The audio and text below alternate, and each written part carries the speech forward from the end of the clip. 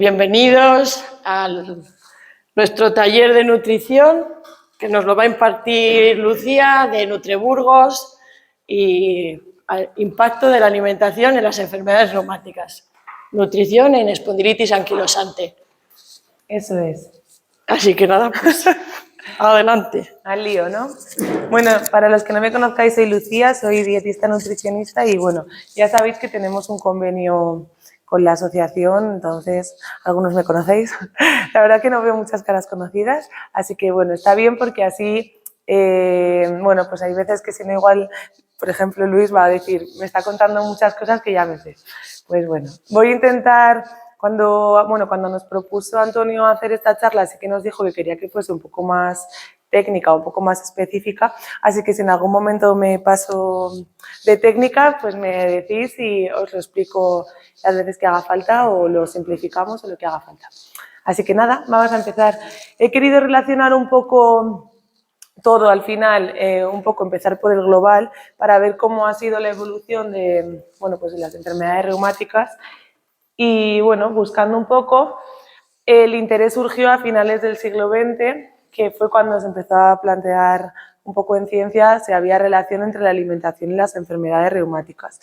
Entonces esto fue evolucionando y en 1981 la Arthritis Foundation dijo que no había relación. En plan de, bueno, está en inglés, no food has anything to do with causing arthritis and no food is effective in treating or curing it. Vamos, que solamente se estaba haciendo referencia a la artritis. He puesto porque de artritis sí que hay muchos estudios, de espondilitis pues hay menos, se está trabajando aún en ello.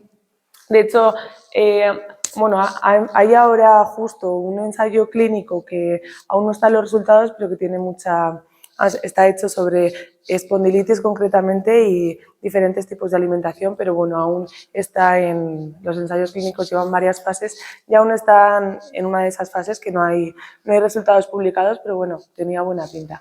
Ya cuando salga ya os lo haré llegar. Pero bueno, un poco para que veáis al final lo que dijeron en 1981 es que no había relación entre la artritis y la alimentación, que no era ni la causa ni podía ser la cura de esta patología. Entonces, ahora mismo el enfoque sobre todo que hay para este tipo de enfermedades es la medicina integrativa, que sería como un poco una mezcla entre la medicina convencional y la medicina natural. Pues también esto tiene mucha relación con la actividad física, con el mindfulness, con el descanso, todas estas cosas. Al final, pues como una visión más global, también engloba la medicina integrativa, también engloba la nutrición, que pues que antes quedaba también en otro plano, no sé en qué plano, pero quedaba en otro plano. Y bueno, siguiendo un poco con este avance, con esta línea temporal, ahora mismo, siglo XXI, se considera la epidemia de este siglo es la obesidad. Al final no os voy a contar nada nuevo porque esto... yo creo que se ha dado, se hace mucha publicidad al respecto, se conoce mucho, pero bueno, simplemente decir que al final el sobrepeso y la obesidad se definen como una acumulación anormal o excesiva de grasa que puede ser perjudicial para la salud. Entonces, aquí os he puesto una imagen que al final, sobre todo, tendríamos la grasa subcutánea, que es un poco la que está entre la dermis y el exterior. Pero la grasa preocupante es la grasa visceral, porque es la grasa que se acumula con nuestras vísceras, que puede ser la grasa causante de un hígado graso, que al final es la que se acumula alrededor del hígado, y esto puede suceder pues, con más tejidos. Al final, eso es un poco la que tendremos que tener en cuenta. La forma de medirla, la forma de cuantificar un poco el sobrepeso y la obesidad tradicionalmente ha sido el IMC, seguro que os suena, pero no os lo he querido ni siquiera poner porque me parece que está ya un poco, que habría que dejarlo en segundo plano, porque al final el IMC relaciona la talla y el peso, pero se olvida de otros factores, que es lo que te está pesando realmente, porque puedo medir un 80 y tener un porcentaje de grasa súper bajo, o puedo medir un 80 y tener un porcentaje de grasa muy alto. Entonces, al final, era un poco por... Bueno, no le he querido poner eso porque no le quiero dar importancia y a veces cuando pones una cosa por escrito como que se la das. Entonces, al final la composición del cuerpo está formada por músculo, por grasa, por agua, los huesos y las vísceras también nos pesan. Entonces, a la hora de cuantificarlo, sí que es verdad que cuando vamos al médico, pues al final el parámetro fácil es el peso talla. Entonces, siempre van a sacar ese índice. Pero bueno, solamente os lo quiero decir por el hecho de que hay que ir poco a poco restándole valor. Ayer mismo pasaba consulta con un chico, un adolescente, que me decía que claro, que él lleva toda la vida yendo al médico y el médico le decía que tenía sobrepeso porque su IMC estaba por encima de 25, que es un poco... Bueno, en niños utilizan otras tablas, pero al final es como la comparativa, el IMC es la comparativa, eso, peso-talla. Entonces, claro, le hice una antropometría justo porque es deportista y efectivamente ese chico pues no tiene sobrepeso porque tenía mucha masa muscular, no tenía tampoco un porcentaje de grasa súper bajo, tenía un porcentaje de grasa normal, pero claro, él dijo, joder, llevo toda la vida escuchando que tengo sobrepeso. Entonces, que al final el no utilizar este tipo de parámetros pues nos puede llevar a, ese tipo de... a pensar que tenemos sobrepeso por utilizar ese índice.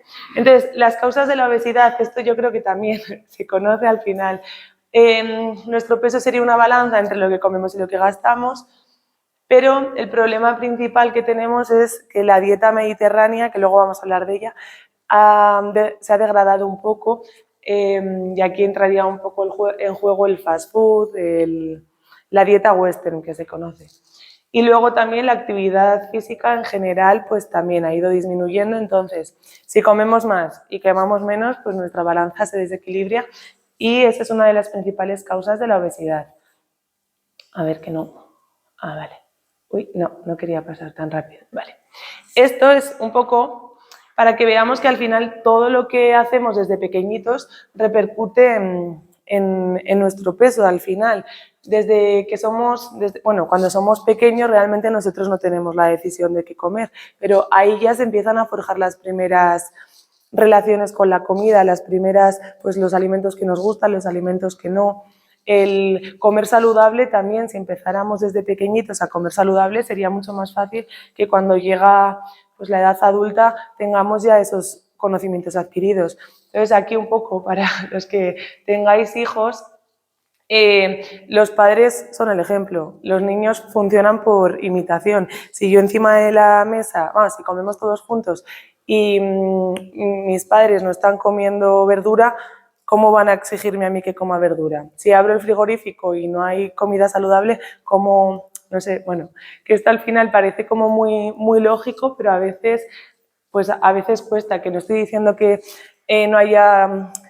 Pasa a veces también, que también lo veo en consulta de no, en casa no nos gustan las alubias blancas y suele ser porque a alguien de la familia no le gustan las alubias blancas y normalmente coincide con quien cocina, que no pasa nada. Que yo creo que el cocinar en casa también te da derecho a determinadas cosas. Pero bueno, que al final eso, que los niños aprenden por imitación. Ya en la adolescencia, pues es normal que, bueno, si aquí alguien tiene hijos adolescentes, pues una de las etapas, hay veces que dentro de esa etapa de cambio, pues que la alimentación se descoloca, por así decirlo, pero bueno, lo mismo, si en casa siempre tiene opciones saludables, quiero decir, no hay que obligar tampoco, pero bueno, sí ofrecer, que ese es un poco lo que a veces yo creo que cuesta, que, bueno, pues que si dices a una persona 3 veces que eres fruta, pues que decírselo una 4ª vez pues es un poco pesado, pero bueno, se puede trabajar en ello. Y a medida que nos hacemos mayores, lo que aquí entraría un poco en juego, que luego también quiero hablar de ello, es el estrés, que también repercute mucho en este sobrepeso, en esta obesidad. De hecho, he traído luego un test, por si alguien lo quiere hacer, para cuantificar el nivel de estrés que tenemos, porque ya os digo que también influye a nivel hormonal, hay mucha relación y también, bueno, os he puesto algún estudio que también está relacionado con las enfermedades reumáticas. Y luego ya todo esto va a repercutir en nuestra edad anciana. Al final, si yo no me he cuidado, pues voy a ir arrastrando voy a ir arrastrando problemas y cuando ya sea mayor pues voy a tener una vejez bastante más complicada que si he ido facilitándome esa vejez a lo largo del camino. Así que bueno, esto era un poco el ciclo de la vida. Os he traído algún dato que a veces cuando lo vemos por escrito impacta más. En 1975 había un 4% de sobrepeso, obesidad en la infancia y en la juventud. Ahora mismo, bueno, estos datos son de 2016, hay un 18%. Sí que es verdad que se van tomando medidas, pero bueno, yo creo que siempre vamos un poco tarde. Al final eso se ha triplicado, que es un montón. Sí, sí, en el primer mundo, como quien dice. Sí, al final la sociedad occidental está cogiendo muchos hábitos occidentales que suelen venir sobre todo de Estados Unidos y es verdad, allí estas cifras son mucho mayores. Esto es en España, pero sí, aquí en España pensad que antes teníamos la dieta mediterránea y era lo común, pero bueno, al final el modernizarnos nos ha llevado también un poco a eso. Pero esto es algo importante a tener en cuenta. La obesidad es prevenible, que por eso es súper importante pues la atención primaria, pues las asociaciones que ponen su granito de arena. Y bueno, y para cuando ya hemos llegado a, bueno, pues cuando ya nos encontramos en estas situaciones, que se puede tratar, vaya, que no es, quiere decir, que no es algo... no es algo crónico, que no es algo que, bueno, que tiene soluciones. A ver. Entonces aquí la obesidad tiene relación con las enfermedades reumáticas, ¿qué creéis? La tiene. Ahora vamos a ver un poco,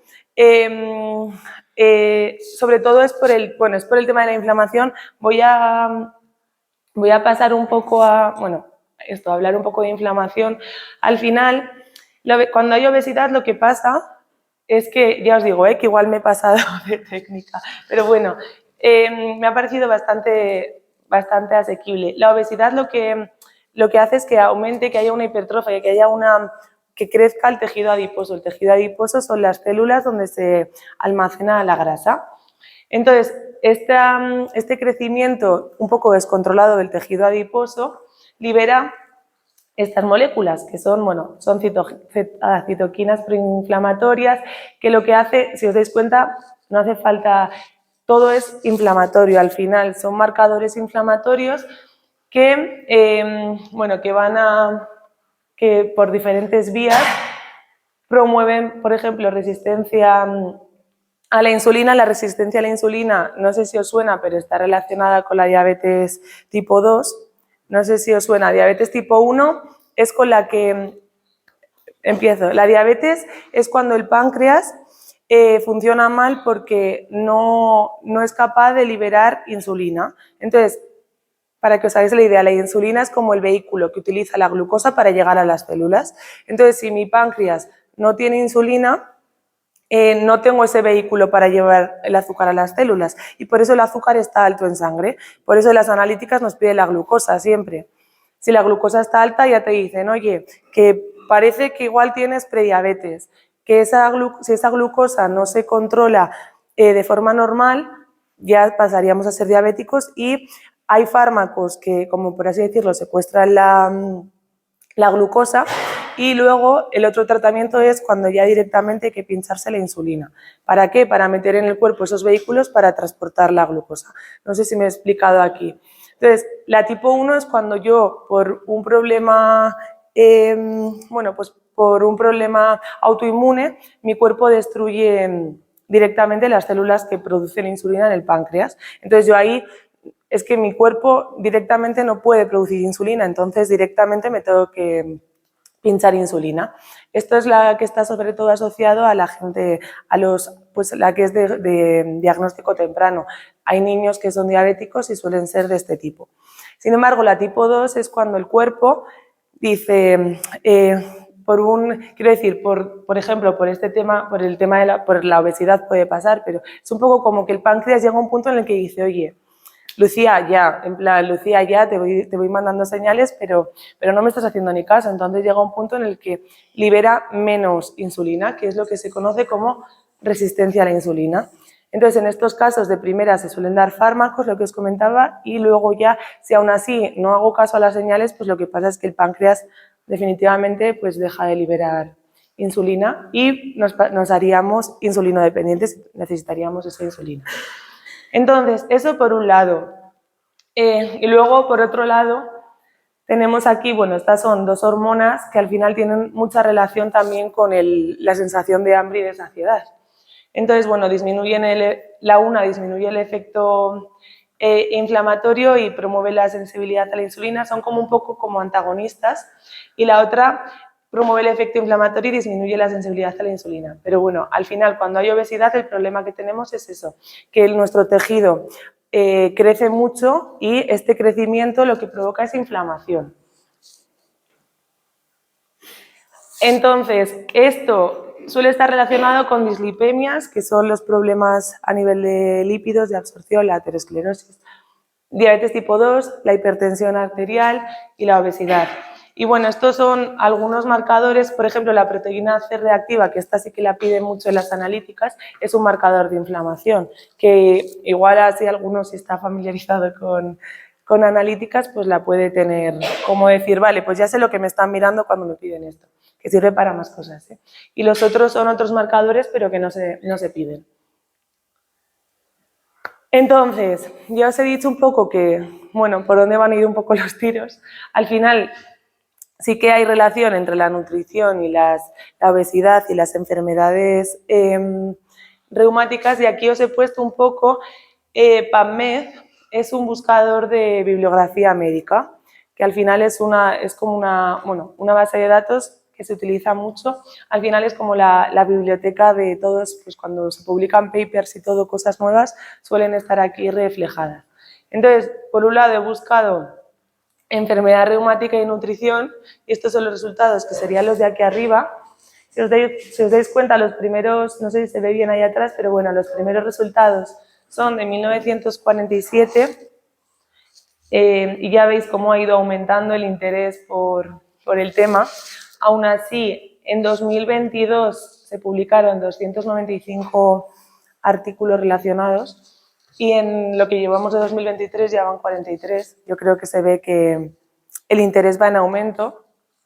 Y luego he buscado directamente la espondiloartritis, que es dentro de donde se engloba la espondilitis, y la nutrición. Y si veis, es un poco lo que os comentaba antes. Por eso al enfocar la charla lo he preferido englobar todo junto, porque es una pena, en plan, realmente, pues la ciencia da para lo que da, pero no hay tantos estudios. Desde 1969 se publicó el primero, pero ya veis que ha sido muy plano y que ahora en estos últimos años ha aumentado. El año pasado se publicaron 46 y este año, en lo que llevamos de año, van 7. Ya os digo que el ensayo clínico que os comentaba, que tiene muy buena pinta, vaya, ya veremos, a ver cómo resulta. Entonces, en ese sentido, habiendo hecho esta revisión, pues estas son un poco las dietas. Ahora las vamos a comentar todas un poco una a una más en detalle, que se han ido probando para tratar tanto las enfermedades reumáticas como la espondilitis. No sé si alguna os suena. Casi todas, ¿no? Vale. Bueno, vamos a ir poco a poco. Vamos a empezar con la más fácil, que seguro que, la dieta mediterránea se ha hablado mucho de ella. Al final es un poco esta dieta lo que venía a decir es la que igual seguían antes nuestras abuelas, mis abuelas. Me meto en la zona joven, ya poco me queda, pero bueno. Entonces, sobre todo, era como un poco, no era solo una alimentación, sino que era un estilo de vida, que todo giraba en torno a una mesa, las comidas familiares, el estar con la gente, la actividad física. Entonces, esta pirámide ha ido evolucionando bastante a lo largo del tiempo, porque siempre se le ha dado bastante caña. Y al final, pues bueno, esta es la última que hemos encontrado y ahora la vamos a explicar un poco. Cada país al final tiene como, por así decirlo, su forma de explicar al mundo su sistema de alimentación. En Latinoamérica se utilizan otras en forma de olla, bueno, o pucheros también se utilizan, como que al final cada zona geográfica tiene sus costumbres, entonces no es lo mismo. Quiero decir, yo llevo esta pirámide a Estados Unidos y me dicen, pues muy bien, aquí nosotros, comer en una mesa nosotros, pero si comemos de pie, en plan, no tiene ningún sentido. Incluso eso, o a la otra zona, a la otra parte del mundo, a cualquier sitio de Asia, la base de su alimentación es el arroz. Esto es así, entonces como que cada zona tiene su pirámide, vamos, tiene su herramienta para explicar a la población cómo alimentarse. Entonces, en la parte de abajo estarían las cosas que con más frecuencia hay que hacer, que aquí tendríamos pues, la actividad física diaria. En esta pirámide, si os dais cuenta, ya hace alusión al descanso, a la convivencia, y luego también hace alusión a la biodiversidad, a la estacionalidad, que al final en otras pirámides anteriores, yo por lo menos me acuerdo la que estudié en el cole, y no hacía alusión a este tipo de cosas, te lo decían, pero en la pirámide como tal aparecía como mucho una persona de alguien en movimiento y un vaso de agua, no te aparecía mucho más. Y luego que los productos sean tradicionales, locales, respetuosos con el medio ambiente, así como las actividades culinarias. Luego estaría el agua y las infusiones de hierbas. Bueno, según vamos subiendo, sí que lo pone aquí, no sé si se ve bien ahí al fondo, pero bueno, pone que en las comidas principales tiene que haber fruta y verdura, te especifica ya también la cantidad de raciones, que haya variedad de colores, de texturas, que estén cocinadas y crudas, porque al final cuando cocinamos un alimento pierde parte de sus nutrientes, hay veces. ¿Hasta qué punto es negativo? Pues depende. En plan de si yo, por ejemplo, cuezo una verdura, muchas vitaminas, muchos minerales pasan a ese agua de cocción. Si yo tiro ese agua, estoy perdiendo vitaminas y minerales. Pero si, por ejemplo, lo cocino al horno, lo concentro. Entonces, que al final el cocido y el crudo, pues que depende para qué, pues me puede venir mejor o peor. En enfermedad renal, por ejemplo, esto precisamente permite que se puedan comer verduras, porque al final los enfermos renales tienen que reducir el potasio y el potasio se reduce precisamente así, entonces les da esa libertad a la hora de comer frutas y verduras. Luego el aceite de oliva, que ya hace alusión a él, pan, pasta, arroz, cuscús, un poco los cereales, y ya nos pone que preferiblemente integrales. Realmente está muy bien. Luego cada día tomar derivados lácteos. Ahí ya te pone preferir bajos en grasa. No estoy muy de acuerdo con esto, pero bueno, tampoco se puede estar de acuerdo con todo. Frutos secos, semillas. Luego os explico el por qué no estoy de acuerdo con el bajo en grasa, que os he puesto una diapositiva de eso. Los frutos secos, las semillas, las aceitunas, un poco las grasas saludables, las hierbas, especias, y os ponen entre paréntesis, menos sal añadida. Al final es tal cual. Para reducir el consumo de sal, ¿qué podemos usar? Especias, hierbas aromáticas, que al final es lo que van a dar sabor. Y luego ya semanalmente estarían un poco pues, los alimentos proteicos, la carne blanca, que pone 2 raciones, el pescado marisco, 2 raciones. ¿2 raciones quiere decir 2 veces a la semana? Sí. Sí. Vamos, aquí realmente no lo especifica, yo lo deduzco, porque te pone que R es ración, así que yo doy por hecho, como nos lo ha puesto en la zona semanal, pues 2 días a la semana. La carne roja menos de 2 veces, las carnes procesadas menos de 1, huevos de 2 a 4, las legumbres más de 2. Y luego ya en la parte de arriba te pone los dulces y luego, bueno, tenía que haber saltado después, pero bueno, sí que pone vino con moderación y respetando las costumbres. No diré nada al respecto, pero creo que el círculo rojo ya lo dice todo. Al final, pues es la pirámide tradicional, la dieta tradicional. Sí que es verdad que esto era una de las cosas como que, bueno, pues que defendía, por así decirlo, pero bueno, ya se ha visto y requete visto que el consumo de alcohol no es seguro, ni aunque sea en forma de vino, ni en forma de cerveza, que al final es tóxico y si valoramos beneficio-perjuicio siempre se va de la balanza del perjuicio. Y luego, vale, ponía aquí arriba, la medida de la ración basada en la frugalidad de hábitos locales, que me preguntabas, pero bueno. Entonces, esta sería un poco la pirámide que ya habéis visto que, bueno, igual alguien la conocíais ya más o menos todos, ¿no? ¿Habéis visto esta última versión o recordáis también alguna más antigua, por así decirlo? Bueno, sí, es que hemos pasado por muchas. Otra de las dietas que también se ha planteado para las enfermedades reumáticas es la dieta vegetariana. Espera, perdón. Que aquí, queda como que todo el mundo asumimos que una dieta vegetariana no va a llevar carne, no va a llevar cerdo, no va a llevar pollo, no va a llevar vaca, incluso no va a llevar pescado. Aquí un poco la duda que a veces surge es los huevos y los lácteos. Entonces hay muchos tipos de vegetarianos, dependiendo sobre todo de estos dos factores, si los incluyen o no los incluyen. La vegetariana sería la que no los incluye, la que quita absolutamente todos los alimentos de origen animal, en el que la fuente de proteína serían las legumbres, los frutos secos y las semillas, y los pseudocereales y las semillas. Las semillas las he puesto 2 veces, quería poner pseudocereales y cereales. Los pseudocereales serían, por ejemplo, la quinoa, que tiene una parte proteica.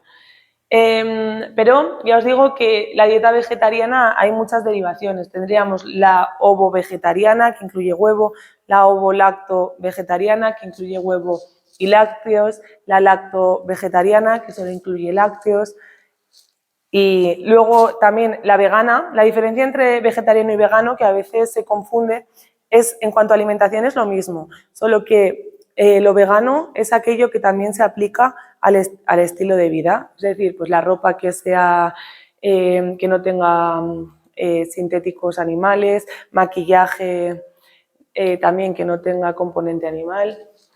Por eso vamos a encontrar pues de todo, en plan zapatos, abrigos, cada vez más vegano. Y es un poco esa la diferencia entre vegetariano y vegano, pero en cuanto a alimentación es lo mismo. Sí. No, esos serían los piscivegetarianos. Bueno, no, en realidad sería una persona que no come carne. No, los veganos no comen nada animal. Nada. De hecho, es un poco lo que defiende es un poco eso. Y de hecho, por eso no comen, por ejemplo, no comen ni los alimentos ni los derivados, ni los productos derivados, por eso no toman lácteos, porque al final es un producto de un animal. Sí, eso es. La falta de carne. La dieta vegetariana, el único déficit que hay es la vitamina B12, eso es. La vitamina B12 realmente no es porque esté en los animales, es porque está en el suelo. Entonces los animales comen más, está en los cultivos y muchos piensos van enriquecidos en vitamina B12 para los animales. Entonces es a través de ellos, a través que los obtenemos. Pero, por ejemplo, los huevos, un vegetariano que sí que toma huevos y lácteos, habría que valorar si suplementar o no. De todas formas, yo ante la duda siempre suplementaría porque lo mismo, riesgo-beneficio, nos merece más la pena el beneficio y no se acumula. Que así como hay otras vitaminas que sí que se acumulan, la vitamina B12 no. Y por si alguno es la, ¿cómo se llama? Ahora si me sale os lo digo. No, la metilcobalamina es la que se suplementa y la dosis es de 200 miligramos a la semana. Vale, seguimos. ¿Alguna duda más de lo anterior? No hay nada. Vale. La fruta, comer mucha fruta puede suponer que hace la insulina, o que aumenta la insulina. Sí y no. Al final, mira, esa es una pregunta interesante, porque ¿cuánto es mucho? Claro, comer 5 piezas es lo que te dicen, ¿no? No, las recomendaciones son 3, de todas formas, pero vamos a meter un concepto. La fruta contiene azúcares, pero son azúcares complejos. Hay dos tipos de azúcares, los simples y los complejos. La diferencia un poco podría ser una naranja complejo, un zumo de naranja simple. Al final, en un azúcar, en un hidrato de carbono complejo, no solo estás tomando el azúcar de la fruta, estás tomando la fibra, que es un poco toda la matriz, los minerales, las vitaminas. Entonces, el hecho de masticar, el hecho de que tenga esa fibra, ya para el cuerpo no se va a comportar igual que un zumo de naranja, que tú te tomas el zumo de naranja y ya está todo libre, porque no está suponiendo esfuerzo para ti. Entonces, comer fruta siempre está bien, no hay problema, en plan de hecho, es riesgo prejuicio, siempre va a ser peor, el problema va a ser no comerla, a comerla. Cuando ya hablamos de altas cantidades de fruta, muchas veces el problema es que estoy dejando de comer por comer tanta fruta, más que el hecho de comer fruta, que no hay ningún problema, ya te digo que normalmente suele ser el problema ese, que igual por dejar de comer más, por comer tanta fruta, estoy dejando de comer igual pues proteína. Que hay veces que se tiene como la costumbre de, vale, pues hoy voy a cenar solo fruta. En esos casos es mejor que esa comida también esté estructurada, por el hecho de que al final, si no metemos una fuente de proteína, no vamos a tener tampoco la misma saciedad. Entonces, si te das cuenta es un poco lo que he dicho antes. Si como mucha fruta, estoy dejando de comer otros alimentos. Entonces, vaya, sin problema el comer fruta, pero eso, si somos como conscientes de que estamos comiendo mucha, plantearnos, vale, ¿y por qué estoy comiendo tanta fruta? ¿Qué estoy dejando de comer? Mi recomendación siempre va a ser que, aunque la cena sea más ligera, que esté estructurada, que tenga la fuente, luego vamos a ver cómo estructurar las comidas, pero que tengan una fuente de verdura, que tenga una fuente de proteína, incluso si nos apetece o si hemos hecho algo de actividad física, que tenga una fuente de hidrato de carbono. La verdura que está hipercongelada. Sí. ¿Cuánto habitable? O sea, ¿qué diferencia hay entre comer verdura esa que comes congelada que no tiene sitio de aportar? A nivel nutricional, poca, sí, es lo mismo. Hay que diferenciar también, dentro de las verduras congeladas las hay que simplemente están cocidas y congeladas y luego las hay que están fritas y demás y congeladas, pero las que solo están cocidas están muy bien, en plan, de hecho lo ideal sería comprarlo natural, pero bueno, es que la vida no es tan fácil, entonces está muy bien, vaya, no hay prejuicio con esas. Sigo por aquí. La dieta paleo suena, bueno, ya os he puesto la diapositiva entera, así que, pero bueno, la dieta paleo también estuvo de moda hace unos años, yo creo que ahora ya su moda ha descendido un poco, pero bueno, al final lo que dice esta dieta es que hay que comer como se comía en el Paleolítico. ¿Y cómo se comía en el Paleolítico? Pues se comían verduras, se comían proteínas, se comían frutas. Y la peculiaridad que tenía era que no se comían legumbres, no se comían cereales, tampoco se comía patata y por supuesto no se comían ultraprocesados y tampoco se tomaban lácteos. Un poco sería esa la diferencia respecto a las dietas anteriores. Entonces la base de esta alimentación pues va a ser también la proteína, la verdura y las frutas. También estaba basada en agua y bueno, en un poco la cultura paleo, igual que la vegetariana, que no deja de ser una dieta, sino que muchas veces va más allá. A veces las dietas, lo que os decía, la mediterránea, el estar en familia, la vegana, pues lo aplico a todos los ámbitos de mi vida. Pues la paleo también, entonces de hecho incluso una de las cosas de la paleo era levantarse con el sol y acostarse con el sol. En plan de nosotros ahora en breves nos tendríamos que ir a dormir si estuviéramos haciendo una dieta paleo.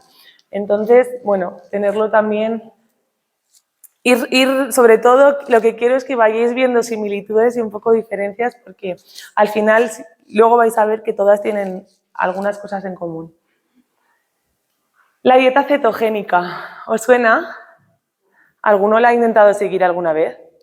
¿Y qué tal? Vale.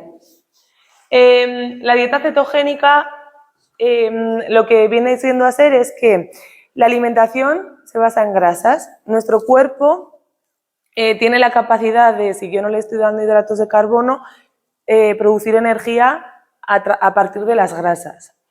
Entonces, por eso digo que las grasas son la principal fuente energética. Restringimos todos los hidratos de carbono, fruta y verdura de forma controlada se mantiene y un poco el objetivo es entrar eso, en cetosis. Este tipo de dietas, el problema que suelen tener es que la adherencia, el hecho de continuar con ella en el tiempo es complicado. Esto es un poco la principal función de esta dieta es tratar la epilepsia refractaria, porque se ha visto que funciona mejor que incluso como que va de la mano del tratamiento farmacológico. Pero fuera de esto es complicado de seguir por el hecho de que al final no puedes flexibilizar. Si yo un día tengo un acto social, es súper complicado mantener ese nivel de grasa, porque al final, por mucho que comas fuera de casa, pues es muy complicado porque, para que os hagáis la idea, a un puré de verdura luego le añadiríamos un buen chorro de aceite por encima, porque si no, no salimos de cetosis, y para volver a entrar en cetosis necesito pues por lo menos 4 o 5 días de volver a ello. Entonces, en ese sentido es complicado seguirla en el tiempo cuando se hace bien. De esta no la he puesto, la podía haber puesto. Habría como un término medio, porque para saber si estamos o no en cetosis, venden unas tiras que se miden en orina, en plan de que tú lo puedes comprobar, sería como ver una escala del pH, una tira reactiva. Y ya os digo que es complicado de mantener. Yo profesionalmente solo la uso cuando, si alguien me la pide, por supuesto, pero se van dando cuenta de que es complicado y yo suelo intentar dirigirlos hacia la dieta que os voy a comentar ahora, que no hemos puesto. Pero en epilepsia sí que es verdad que es el tratamiento de base. El punto medio que os digo sería una dieta low carb, que no sé si os suena. Las dietas low carb son las que son muy, muy, muy bajitas en hidratos de carbono, pero en estas dietas no llegamos a estar en cetosis. Entonces es más fácil porque es más fácil de flexibilizar. Entonces, muchas veces se hace una dieta, quiero decir, se piensa que estamos haciendo una dieta cetogénica cuando en realidad es una low carb.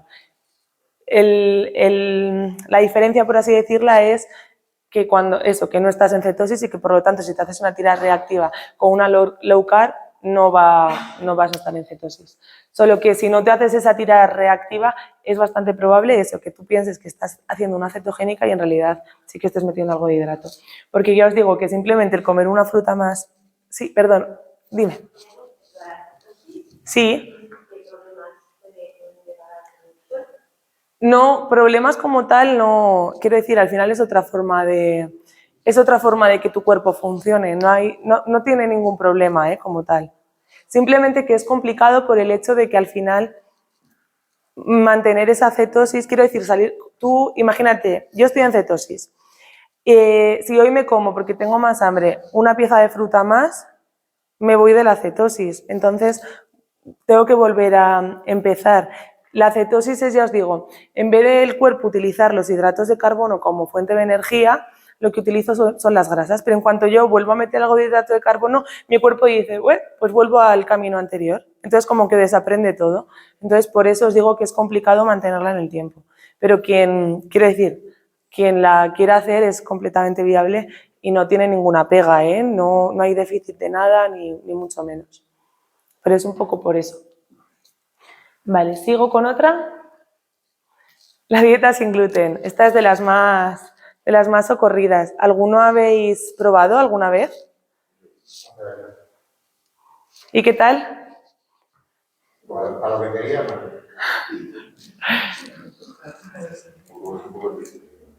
Con la dieta sin gluten a veces se usa también un poco como cajón desastre de... tengo problemas digestivos, tengo espondilitis, pues prueba. A veces se usa como eso, como prueba. ¿Qué pasa? Espera, que voy a beber agua, perdón.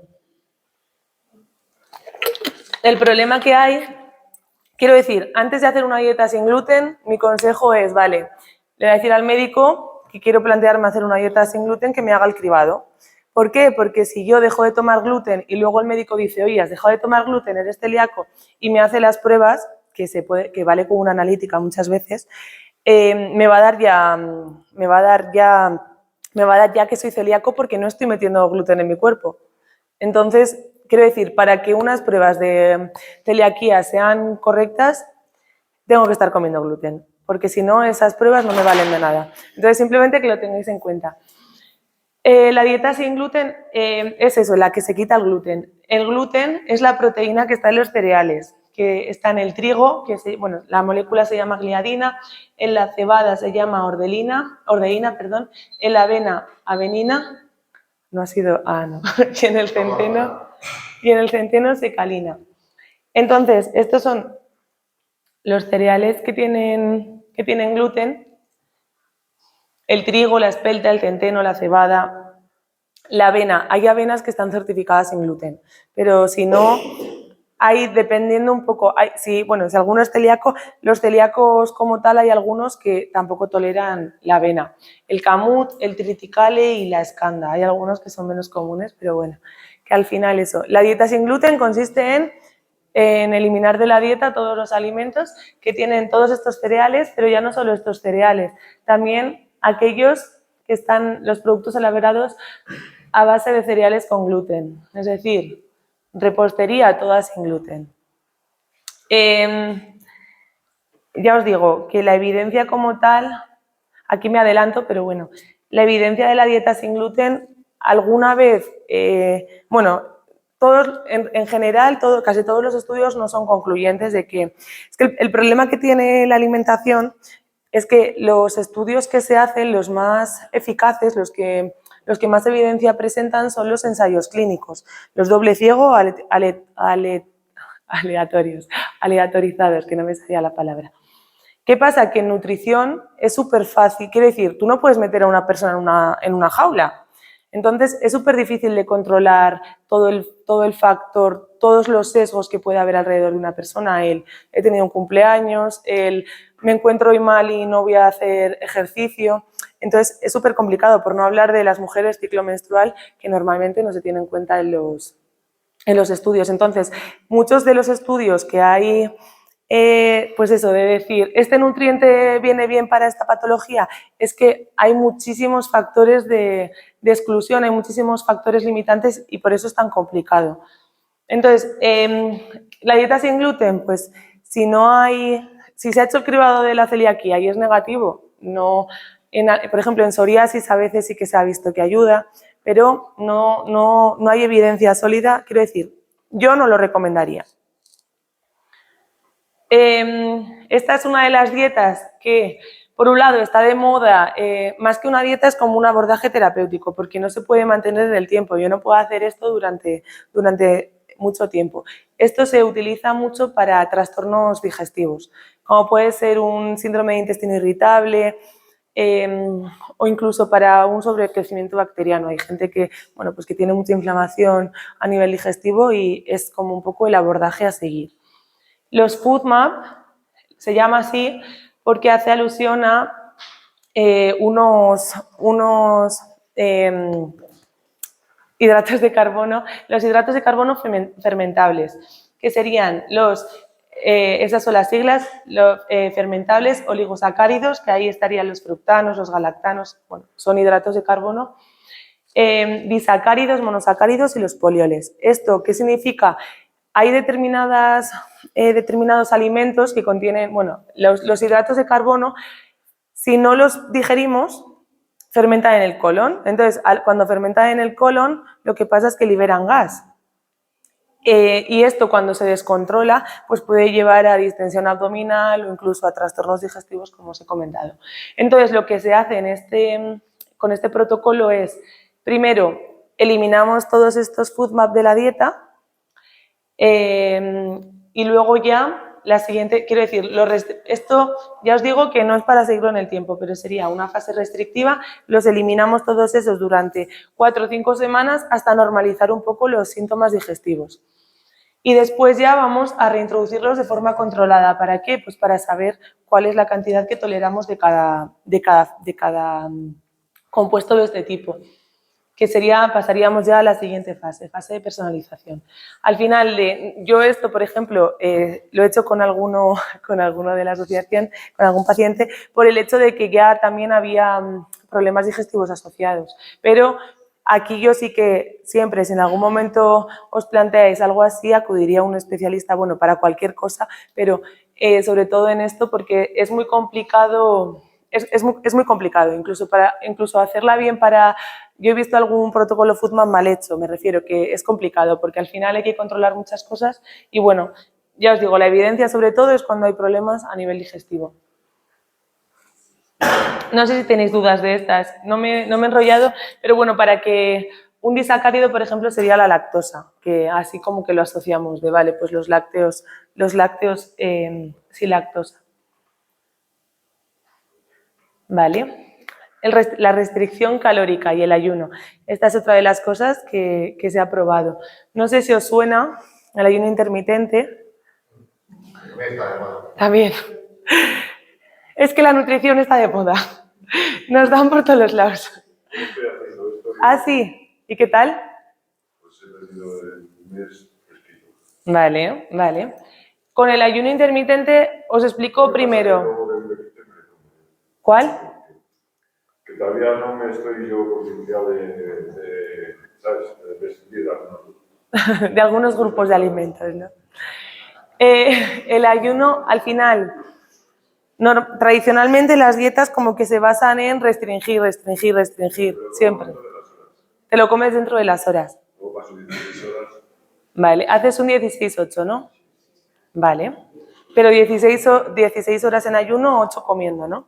Sí. Vale. Entonces, como habéis oído, por si es así un poco intuitivo, hay diferentes formatos, dependiendo de el tiempo que comamos y el tiempo que ayunemos. Entonces, habría un 12-12, que sería 12 horas como, 12 horas no como, que yo creo que es un poco lo que hacemos. Pues, si alguien se levanta y desayuna un poco más tarde, pues, y cena pronto, está haciendo un ayuno de 12-12. Luego estaría el 14-10, lo mismo, y el 16-8. Entonces, casi siempre eso, en nutrición lo que os decía, se va restringiendo, pues aquí lo que plantea el ayuno intermitente es restringir las horas en las que se comen. Vale. A favor, sí que se ha visto que puede favorecer la autofagia, es decir, que sin quererlo comamos menos. En contra, puede provocar ansiedad, puede provocar, quiere decir, a veces el hecho de decir, vale, solo como 8 horas, en esas 8 horas no significa que todo valga, o que en esas 8 horas me vaya a comer todo lo que me iba a haber comido en un día normal. Entonces, si hay problemas si hay ansiedad de por medio, yo no lo recomiendo, porque al final lo que nos puede hacer es acabar, pues eso, con atracones o incluso con malas conductas alimentarias que luego se arrastran y que cuesta un poco deshacerse de ellas.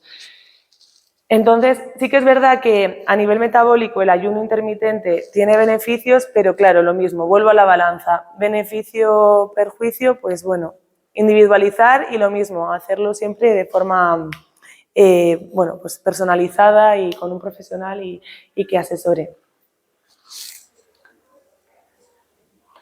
La dieta antiinflamatoria, otro melón, ¿no? Sí, esta la vendieron muy bien. Al final, la dieta antiinflamatoria, como su propio nombre indica, es aquella en la que lo que nos está diciendo es, vale, pues vamos a comer alimentos antiinflamatorios para bajar la inflamación.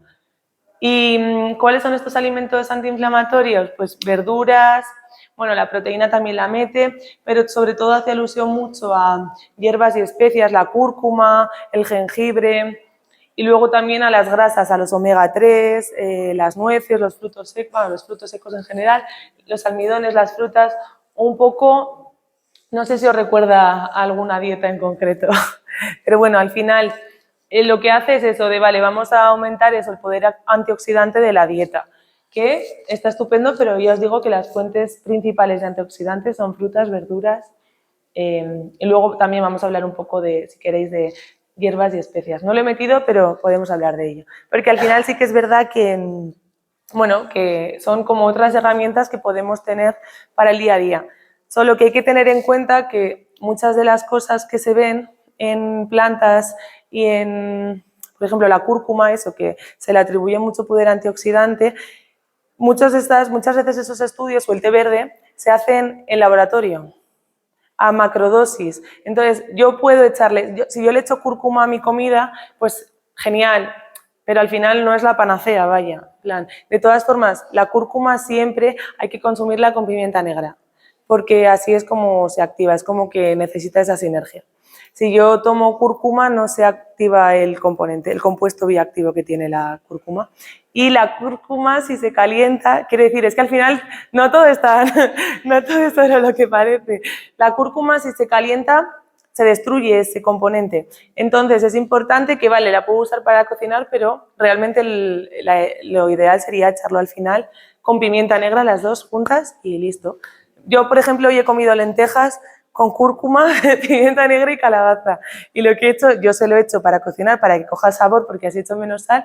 Y luego al final, pues depende cómo me pille el día, pues a veces hago así un poco de las dos cosas y ya está. Pero hay muchas veces que no. Quiero decir, al final... Entonces, estas han sido un poco todas las dietas que quería comentar y no sé si habéis visto qué tiene en común todo esto. La verdura, la fruta... ¿En la antiinflamatoria la legumbre consiste? Sí, la mete, perdón, no la he comentado. En la foto no la veo, pero sí que la mete. Al final, origen vegetal. Sí. Es que la antiinflamatoria realmente no hay una, quiero decir, así como de las otras, sí que hay una definición como tal de la antiinflamatoria. Depende de en qué fuente busques, hay bastante más dispersión. Por lo que os digo, porque al final tú escuchas antiinflamatoria y es muy vendible y a veces eso, como que todo vale, pero no del todo. También lo que estás diciendo de más que la comida, cómo se cocina el mismo También. alimento y lo que le eches. Sí. Si le metes allá el típico cocido. El cocido de aquí, con el chorizo, la morcilla. Sí, sí. ¿Qué diferencia hay si usas cúrcuma en la raíz a usarla en polvo de laboratorio? En verdad, quiero decir, a nivel sostenible va a ser mejor tomar la raíz, pero no hay, que yo sepa, no. Igual hay alguna diferencia, pero yo creo que es mínima, que no es destacable. Entonces, ¿qué tienen en común un poco todas? Uy, ay, bueno, no se ve lo de detrás. Bueno, lo que os quería decir es que al final lo que tienen todas en común es que son ricas en alimentos de origen vegetal, como habéis dicho, fruta, verdura, legumbre, y son bajas en alimentos ultraprocesados. Por eso muchas veces se meten todas en el mismo saco. Son también bajas en carnes procesadas. Al final es un poco lo que más o menos eso. En la mediterránea ya lo hemos visto, en la vegetariana, por supuesto, en la paleo, más de lo mismo. La antiinflamatoria también. La FODMAP, bueno, es que esta no se consideraría una dieta como tal porque al final es un protocolo. La cetogénica tampoco estamos metiendo alimentos procesados. Si estamos haciendo una restricción calórica, por supuesto, no vamos a meter bollería, y en la de sin gluten a veces ahí podría estar el problema de decir, vale, si yo lo tomo todo pero sin gluten. Sería algo negativo a nivel inflamatorio. Entonces, nosotras lo que trabajamos siempre en consulta es un poco el plato de Harvard, que me imagino, bueno, no lo sé, os suena a todos, lo conocéis todos.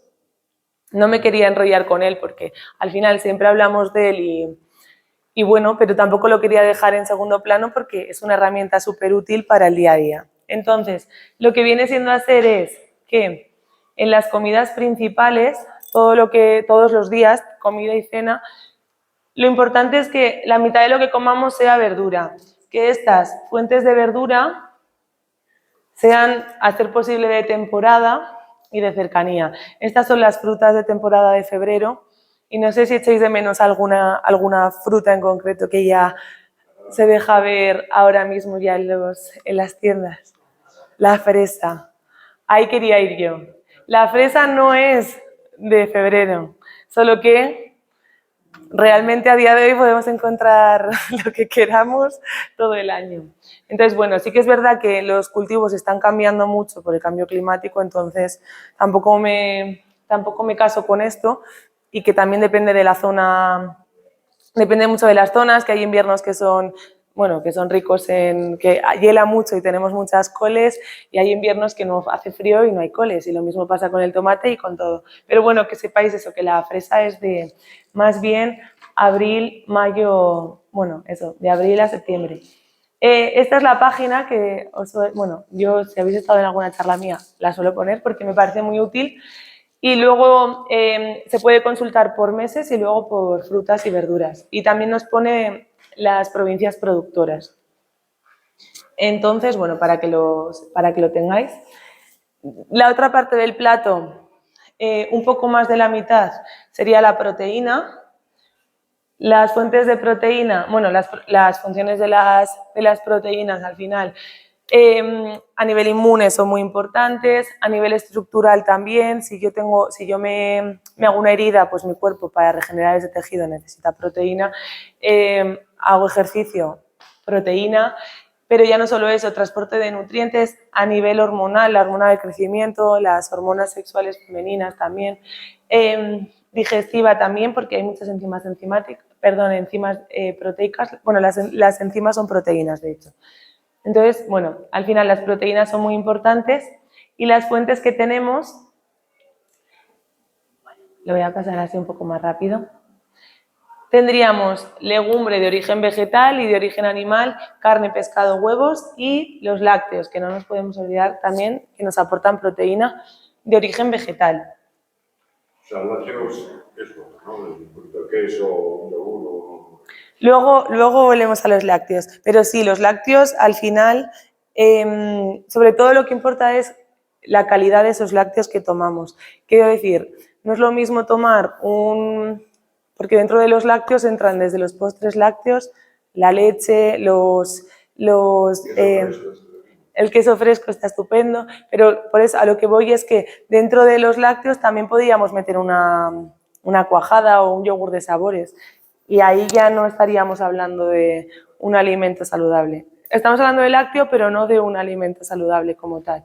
Entonces, sí, vaya, los yogures, la leche, los quesos, cuanto más fresco mejor, cuanto más curado, que me está indicando pues que va a tener más sal y que va a tener más concentración de grasas saludables. Entonces, no estoy diciendo que no haya que tomar los quesos más curados, pero habrá que tomarlos en menor medida, y también depende un poco de cuál sea el objetivo de cada uno, que al final quien quiera ganar peso pues es una herramienta buena.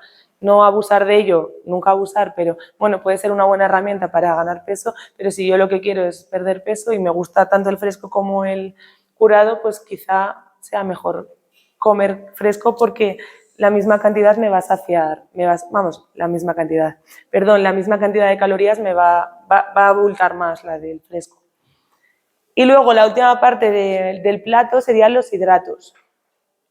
Dentro de los hidratos de carbono, que antes hemos hablado un poco de los simples y de los complejos, todos estos serían complejos. Cereales y los tubérculos. Los cereales, ya veis ahí la palabra integral, porque al final lo que hace es que tenga más fibra. Cuanto más fibra tiene un alimento, más me va a saciar. Entonces, es interesante realmente, porque aparte eso, es como comemos ¿para qué? Para no tener hambre a los 10 minutos, que a veces se nos olvida. Y luego, dentro de los tubérculos, la patata y la batata. Si alguien no ha probado la quinoa, que se parece mucho al arroz. En plan es... Luisa me dice por aquí que no. Para gustos los colores, pero bueno, que puede ser otro... Al final eso es otro alimento, pues si no te gusta no pasa nada. O igual, la avena y el maíz, pues hay a quien no le gustan los copos de avena y sí que le gustan los copos de maíz. Preferiblemente, menos si hablamos de deportistas, pero lo integral lo que va a hacer es que te sacie más. Entonces, que al final es como, por así decirlo, que tu cuerpo tenga que escarbar más para llegar al alimento, que al final ¿cuándo fue? Hace poco estuve en un cole y les pregunté que cómo comían la pasta, si la comían blanca o integral, y me dijeron la más barata. Y es curioso, en plan, la pasta blanca es más barata que la pasta integral y realmente necesita más procesamiento la pasta blanca, porque la pasta blanca está descascarillado ese trigo. En plan, que es curioso que para otras cosas Me hizo mucha gracia el comentario de los chicos, de los niños, porque dije... Pero sí. Sí, pero pero es real, no le... Es más barata la pasta blanca que la pasta integral. Entonces sí, yo sí que... Hay a quien no le gusta, pues no pasa nada, pero sí que puede ser un buen cambio cambiar lo normal por lo integral. Pero en todo, en el pan, en el arroz, en la pasta... Eso, y bueno, los tubérculos, la patata y el boniato, la batata, que es como la patata dulce. En el centro, para cocinar, el aceite de oliva, importante que sea siempre virgen. El extra es calidad, pero que siempre intentad que sea virgen, porque eso significa que no está oxidado, que es nuevo, que es puro. Y luego dentro de las grasas tendríamos pues el aguacate, que también son grasas saludables, las aceitunas. Cuidado porque no estoy abriendo la veda para comernos un bol de aceitunas todos los días. Las aceitunas muchas veces el problema que tienen es que tienen mucha sal, eso por un lado, y por otro que cuando comemos aceitunas no comemos 4 o 5, que te pones a comer aceitunas y el bote dura en la nevera un par de horas. Y luego los frutos secos, que los frutos secos y las semillas también nos aportan grasas saludables. Vamos a intentar que estos frutos secos sean o naturales o tostados, evitar los fritos y evitar los frutos secos con sal. También lo mismo, para no volverlos no saludables. ¿El porcentaje de reparto es por pesos? El porcentaje, por ejemplo, esto sería para población general. Es proporcional, me refiero. Si voy a comer un primero y un segundo plato, pues puedo... Quiero decir, al final es un poco orientativo, que no por supuesto no habla de pesos y no habla de... Por peso de comida, ¿no? De 100 gramos de... Lo dices por volumen, porque hay cosas que abultan más. ¿Es un porcentaje de qué? ¿De volumen? Sí, proporcionalmente, sí. Me refiero, por ejemplo... ¿De volumen en el plato? ¿O de peso de vegetales? El 50%. Depende, porque no es lo mismo lo que pesa una verdura cocinada que una verdura cruda. Por ejemplo, una ensalada, una buena base de lechuga. Le podemos echar, bueno, no es temporada de tomate, pero bueno, le podemos echar tomate, le podemos echar cebolla, pimiento, todo lo que quieras, pero que sea, quiero decir, no hace falta, no lo vas a poner en un lado del plato porque vas a ponerlo abajo, pero proporcionalmente va a haber lo que más en ese plato. No, lo digo porque hay veces, sobre todo cuando se come fuera de casa, hay veces que las ensaladas nos las ponen en modo timbal. Y realmente dices, pues si pido una ensalada, ¿dónde está el verde? Porque te ponen una capa, por ejemplo, yo qué sé, de pescado por encima o incluso las ensaladas que te la ponen un plato con una cama de lechuga y luego te echan medio kilo de atún, huevos cocidos, que al final ahí ya hemos perdido las proporciones, pero realmente si no, pues tu ensalada con tu buena base de verdura, huevo cocido, atún o incluso le podemos echar, pues me ha sobrado filete del mediodía, pues me lo corto y me lo echo en la ensalada por la noche. O en unas lentejas. La idea que tenemos, lo que os he dicho, yo he comido hoy lentejas con calabaza, os he mentido, he comido calabaza con lentejas. En plan, tendemos a que lo principal del plato, o me como unos macarrones con verduras, pero es que debería ser esta porción, la parte de la verdura. Deberíamos echar más verdura, pero porque también nos va a saciar más. Entonces, proporción en volumen o en peso, pues si es en crudo, es que medio, yo qué sé, una ración de verdura más o menos son 200-300 gramos. 200 gramos solo de lechuga abultan una barbaridad. Pensad que las bolsas comerciales de espinacas suelen ser de medio kilo. Imaginaos comeos. Si te lo comes en puré o salteado, no lo notas porque se queda en nada. Pero si te lo comes en crudo, imagínate comerte media bolsa de espinacas. Entonces, proporcional, en plan... es que no hay verdades absolutas. Comprar una balanza de estas para pesarlo. Que se me va el ojo. Yo no os lo recomendaría. ¿Por qué? Porque va a haber días que tengas más hambre y va a haber días que tengas menos hambre. Entonces, el día que... Sí, imagínate, yo te acabo de decir que de verdura hay que tomar 200-300 gramos. Pero imagínate que tú un día llegas a casa y dices, es que no tengo tanto apetito, pero como Lucía me ha dicho que me puedo comer 200 o 300 gramos, pues me lo como. Llegas al día siguiente muerto de hambre. 200 gramos, 200, 300. te quedas como que no has comido nada. Ya, pero es que no puedo comer más. Sin darte cuenta estás generando, por un lado, la falsa necesidad de comer todo lo que tienes que comer y por el otro lado, el otro día te va a generar ansiedad el decir, si es que tengo hambre, en plan, necesito comer más. Por eso a mí me gusta más trabajar con proporciones y al final eso, de forma visual, se puede ir viendo. Sigo. Dejo ya de lado las dietas y me voy a ir un poco a la inflamación. No sé cómo voy de tiempo porque no... Ah, genial. Ah, pues pensaba que me estaba enrollando menos. Bueno. Sí, vale. Cuando eso de vosotros, si no me cortáis, que me puedo aquí enrollar.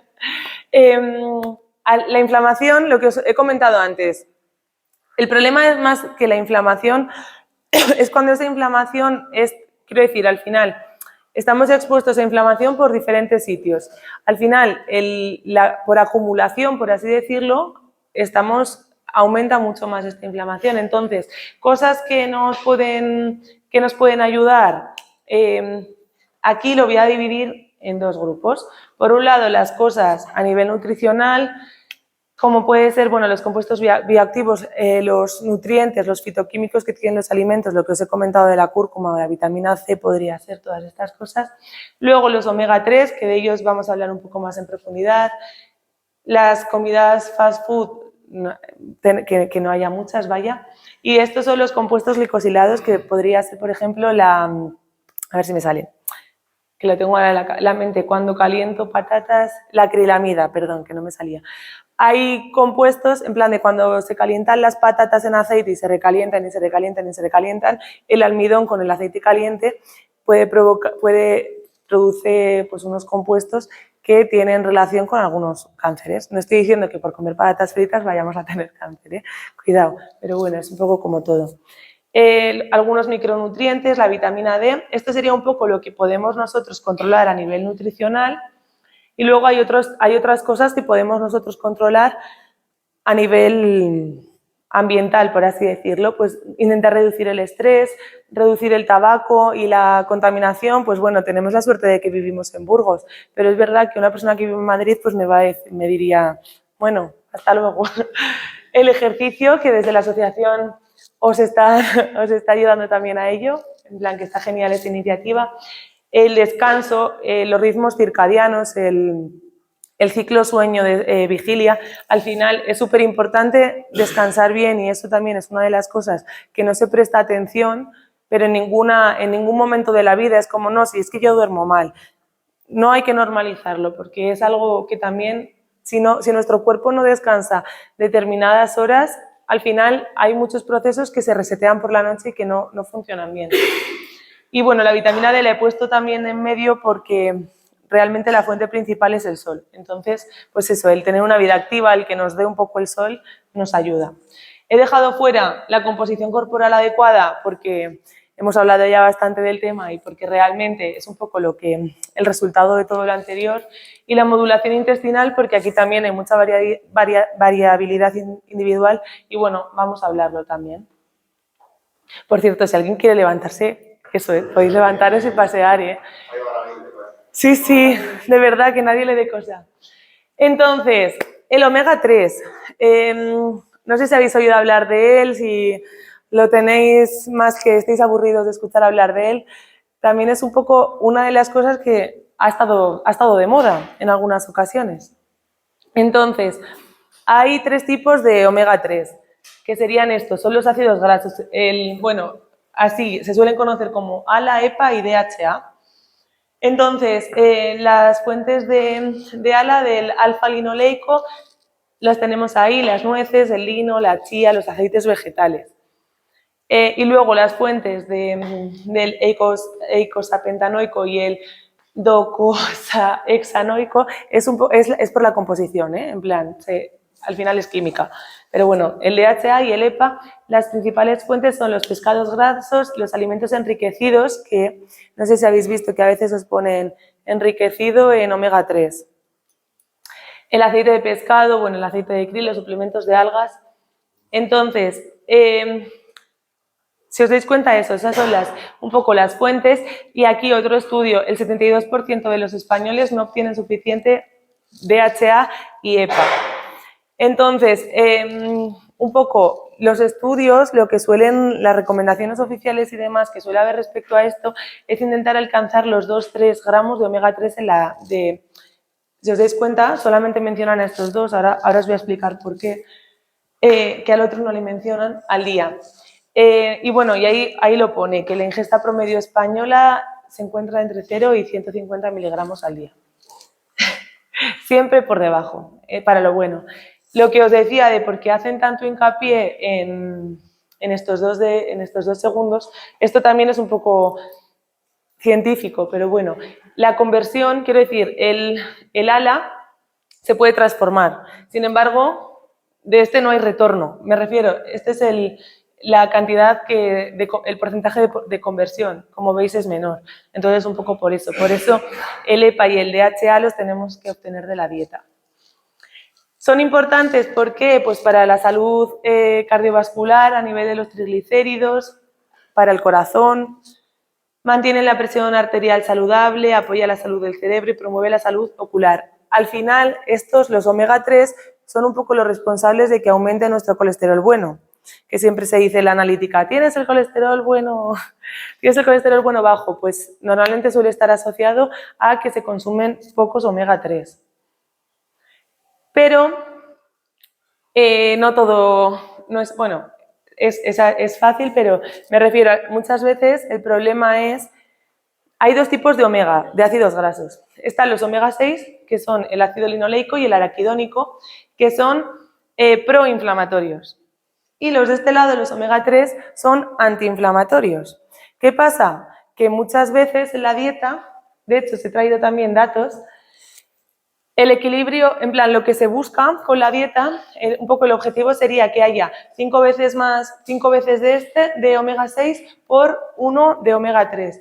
Y la realidad es que hay 20 veces 1.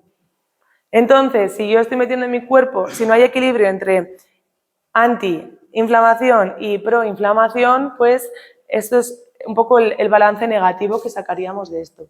Os he puesto ahí un poco las fuentes, pero bueno, sobre todo las fuentes de omega 6 son de origen animal, casi todas. Las de omega 3, ya veis, el pescado azul y luego las nueces, semillas, los aceites vegetales y bueno, las hojas verdes, los cloroplastos, las células de las hojas verdes. Perdón. Sí. En lo de omega 3, en la anterior diapositiva, ¿cuánta cantidad deberíamos de comer? Claro, de cada cosa, digamos, o al menos, por ejemplo, atún, pues una vez a la semana. Pero si lo mezclo una vez a la semana también con salmón, digamos que iría bien en omega 3 o vale. me faltaría algo. ¿Cuántas veces coméis pescado a la semana? 2. Yo lo que siempre digo es que haya de las dos cosas. Que ni nos olvidemos del uno ni nos olvidemos del otro. Al final, mi recomendación, si en un patrón de alimentación omnívora que coma carne, huevo, pescado, legumbre, lácteos, los lácteos no los incluiría en las comidas principales como fuente de proteína, nos quedan 4. Comemos a la semana 7 comidas y 7 cenas, 14. 4 fuentes de proteína, 14 ingestas, 3-4 cada cosa. Entonces, ¿cuánto pescado azul comería? Pues 2.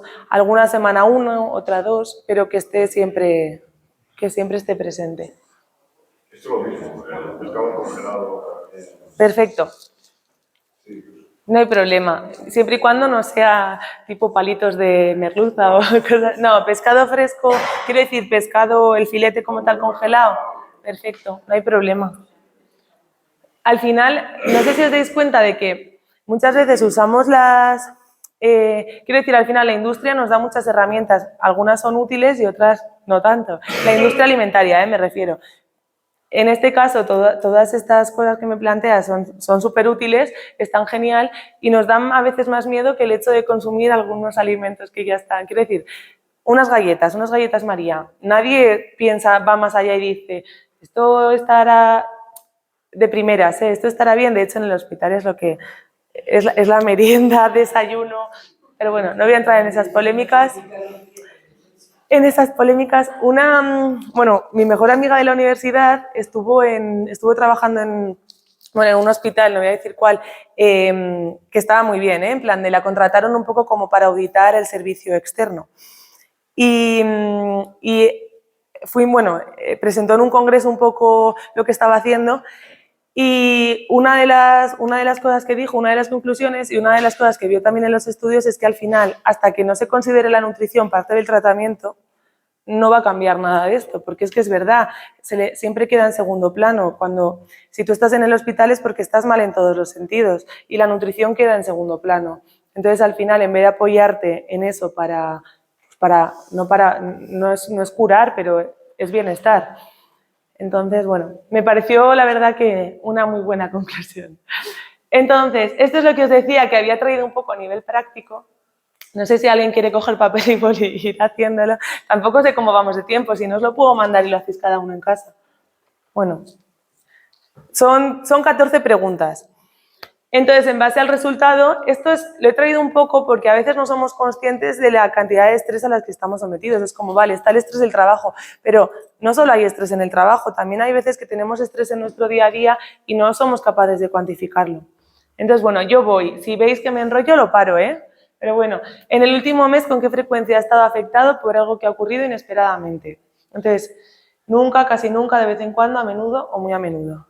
Eso, si alguien quiere ir apuntando, lo único, apuntad al lado el número de la pregunta porque luego se suman de diferentes formas. Pero bueno, luego, en el último mes, ¿con qué frecuencia se ha sentido incapaz de controlar las cosas importantes en su vida? En el último mes, ¿con qué frecuencia se ha sentido nervioso o estresado?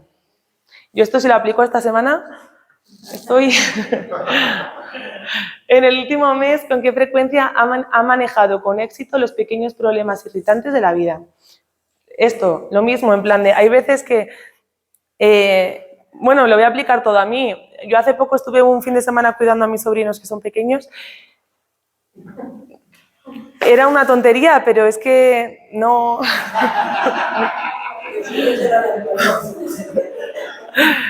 También hay que hacer, no estoy quitándole hierro al asunto porque realmente es algo que yo ayer porque no sabía si meterla o no y dije, jo, la voy a hacer yo en casa, a ver qué tal. Y dije, pues sabía que estaba estresada, pero en realidad no eres consciente de cuánto hasta que no te lo planteas. En el último mes, ¿con qué frecuencia has sentido que ha afrontado efectivamente los cambios importantes que han estado ocurriendo en su vida? En el último mes, ¿con qué frecuencia ha estado seguro sobre su capacidad para manejar sus problemas personales? En el último mes, ¿con qué frecuencia ha sentido que las cosas le van bien? En el último mes, ¿con qué frecuencia ha sentido que no podía afrontar todas las cosas que tenía que hacer? En el último mes, ¿con qué frecuencia ha podido controlar las dificultades de su vida? En el último mes, ¿con qué frecuencia se ha sentido que todo lo tenía bajo control? En el último mes, ¿con qué frecuencia ha estado enfadado porque las cosas que le han ocurrido estaban fuera de su control? Luego os lo voy a pasar para que lo circuléis. En el último mes, ¿con qué frecuencia ha pensado sobre las cosas que le quedan por hacer? ¿No os pasa? Os metéis a la cama... Ay, va, pero si tenía, claro, no duermo, ya, pero es que no has desconectado. Eso es. En el último mes, ¿con qué frecuencia ha podido controlar la forma de pasar el tiempo? En el último mes, ¿con qué frecuencia ha sentido que las dificultades se acumulan tanto que no puede superarlas? Entonces, al final, para cuantificarlo, bueno, esto os lo paso, ¿eh?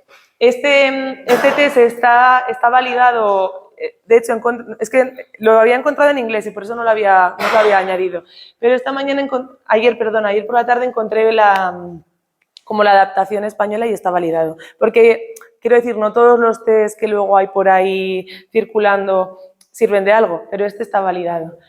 Entonces, bueno, se calcula invirtiendo las puntuaciones de los últimos ítems, bueno, de estos ítems en concreto, y sumando los 14. Y es fácil, cuanto mayor puntuación, pues mayor mayor nivel de estrés percibido, que luego esto no significa que a nivel, quiere decir que en realidad igual tenemos más estrés del que nosotros percibimos. Entonces, estas son las dos últimas cosas ya con las que, bueno, en las que quería entrar un poco porque también me parecen súper importantes en la espondilitis, tanto la prevención de la osteoporosis como la microbiota intestinal. Este último es aún un tema muy, muy amplio. Me refiero, al final podríamos estar hablando de esto indefinidamente y es verdad que aún se está estudiando, entonces tampoco hay muchas certezas. Entonces, para la osteoporosis, ¿qué se recomienda? Bueno, aquí se ve un poco, no sé si alguna vez lo habéis visto, pero bueno, lo que pasa un poco cuando hay osteoporosis, pues que al final hay destrucción de masa ósea y bueno, pues se va descalcificando y se va perdiendo eso, masa ósea. Entonces, para prevenir la osteoporosis, tendríamos que tener en cuenta el calcio, la vitamina D y el ejercicio de fuerza.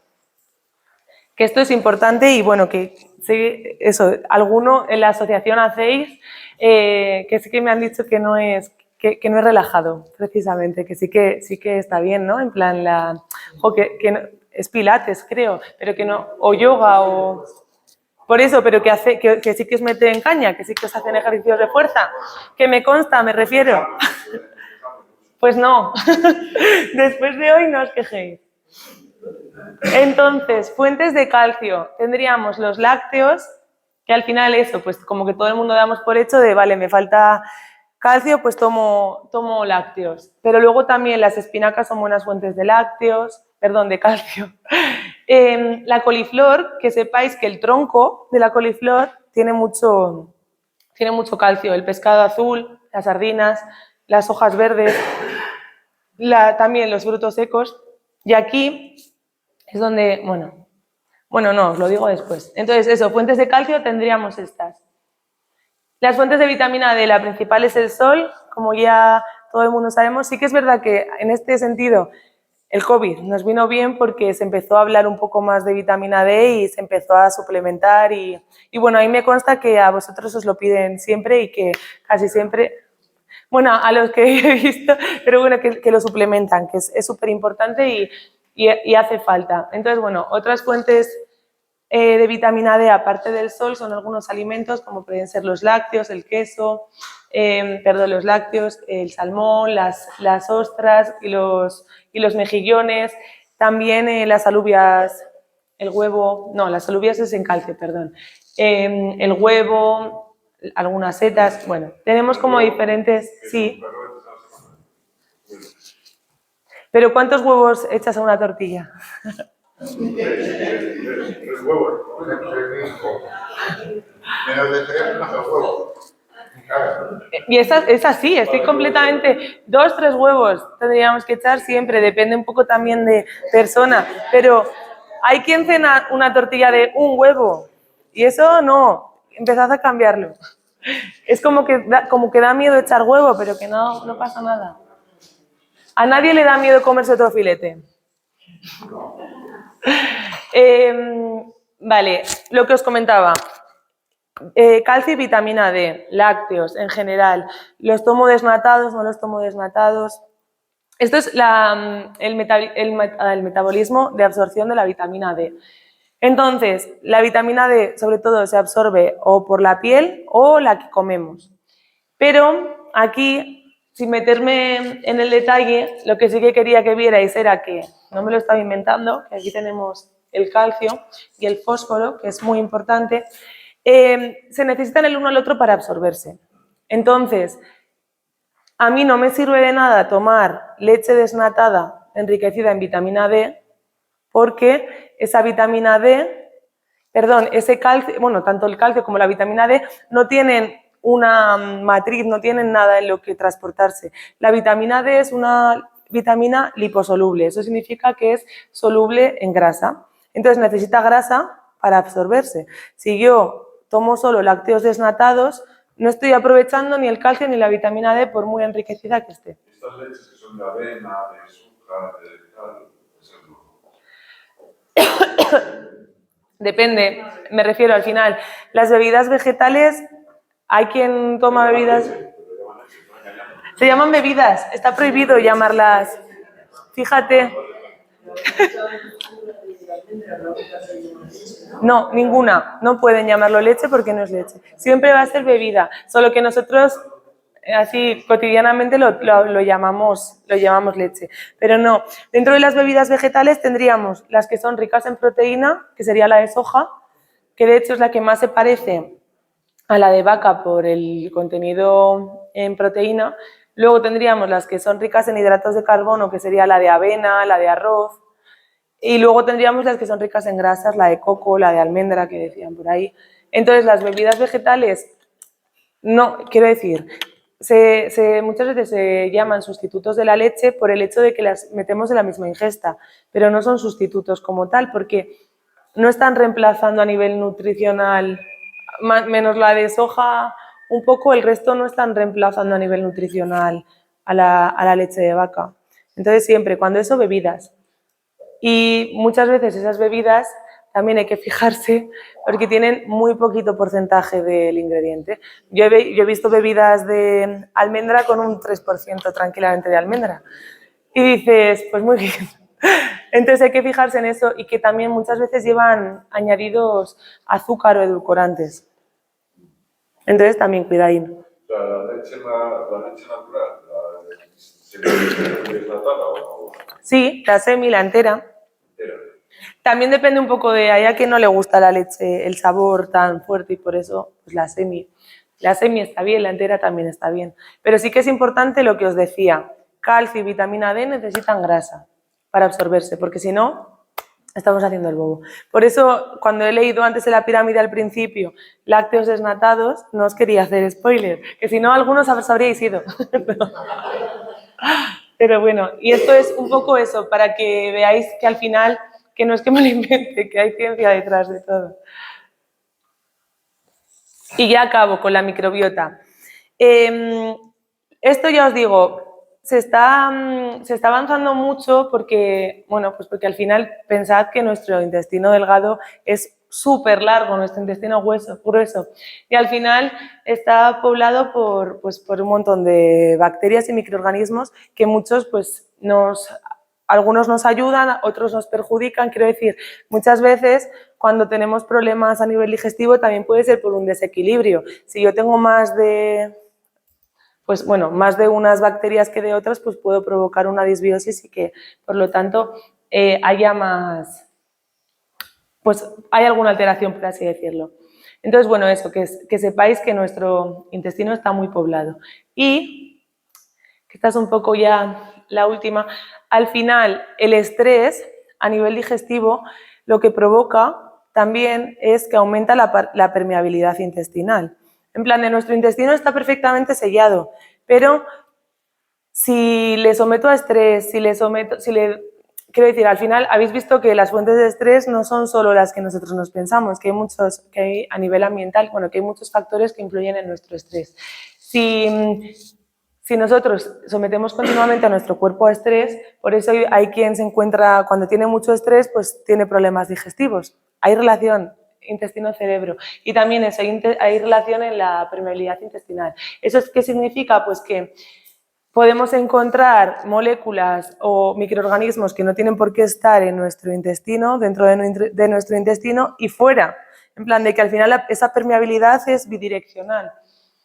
Y bueno, y que en estos casos pues el estrés de forma crónica, esta inflamación de bajo grado que he venido un poco diciendo desde el principio, pues nos puede provocar mala absorción de nutrientes, que nos afecta al sistema inmune. Entonces, en este campo hay mucho recorrido. Este fin de semana, de hecho, estuve en Madrid en un congreso que era de microbiota, pensando de, bueno, pues igual me dicen algo nuevo.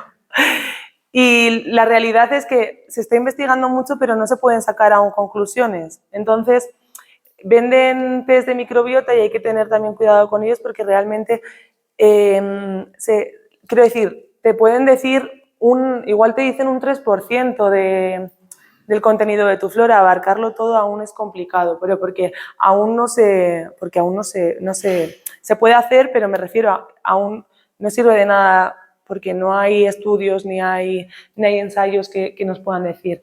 También en relación con la intolerancia a los alimentos, esta permeabilidad intestinal, bloqueo de sangre al cerebro y eso, y la inflamación sistémica. Que soy un poco pesada con la inflamación, pero es que es una de las cosas que más está presente en las enfermedades autoinmunes. Entonces, bueno, que lo tengáis un poco en cuenta. De aquí a unos años pues habrá muchísimas cosas de estas, pero es que ahora mismo no hay mucho. Lo que sí que podemos hacer para tener una microbiota sana es un poco todo lo que ya hemos dicho, alimentos ricos en fibra, alimentos ricos en vitaminas, ricos en minerales, y luego evitar todo el resto de cosas. Así como yo de normal siempre digo, no te voy a restringir, hay cosas que, bueno, el tabaco, el alcohol, hay determinadas sustancias que no hay salida, no hay beneficio por ningún lado, entonces sí que considero que habría que eliminarlo. Pero bueno, sobre todo, hay que tener en cuenta que en general necesitamos verlo todo de forma global, que al final ni hay que centrarse solo en la alimentación, ni hay que centrarse solo en el deporte, porque también es súper importante el descanso, el estar bien a nivel emocional, el estrés, el ser capaz de desconectar, de relativizar y sobre todo que al final también la salud como tal, el ir al médico y que nos digan está todo bien, pues también es parte de esa salud global. Entonces, bueno, este era un poco lo que quería deciros para acabar y nada. ¿Dudas?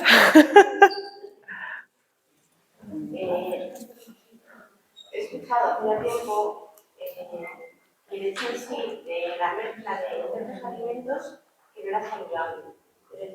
Si tú te comes una cosa que para de comer, por ejemplo, el segundo plato, nosotros comemos pescado. Sí. No tengo idea, personalmente no tengo idea. Vale. La dieta disociada, eso es. Eso es. ¿Qué hay en realidad en eso? No hay evidencia. Se usa mucho, se usa también más de lo que se cree, pero es que no hay evidencia, es como nuestro cuerpo no diferencia si me estoy comiendo, quiero decir, al final todo se junta en el estómago, entonces no hay evidencia, no tiene sentido, vaya. Dime. En cuanto a las vitaminas, Sí. eso sí que funciona, es cierto, es bueno hasta el punto. Vale, no sé si os acordáis que antes el Actimel, el anuncio era ayuda a tus defensas, Sí. y que ya no. Ya no. Ahora te dice, quiero decir, hay alegaciones de salud. Hace un tiempo, otro ejemplo que a veces se ve mejor, el bifrutas, antes era biofrutas, lo cambiaron. Es porque hubo un tiempo que estuvo ahí eso un poco en el limbo y muchas pues aprovecharon para meterla, en plan para soltarla y ya te quedas con eso. El LK6 al final quiero decir, sí que se ha visto beneficio, pero sí, por ejemplo, no la tengo, pero hay no, es que no lo voy a buscar. Hay una imagen que de hecho la hizo un nutricionista que es muy curiosa, que ahora mismo te venden que el Actimel es rico en B6, juraría, y en potasio igual. Aparte del LK6, el LK6, perdón, es el microorganismo que fermenta esa leche. Y lo que hizo este nutricionista fue comparar la cantidad de esos nutrientes en un plátano y en un Actimel. Y tenía ¿lo has visto? Eso es. Entonces, no tiene, de hecho el Actimel, si lees los ingredientes, tiene azúcar añadido. Por ejemplo, en mi caso de un malestar gástrico con una diarrea o tal, eso no ayudaría. De hecho, perjudicaría, porque de hecho te perjudicaría por el hecho porque tiene azúcar.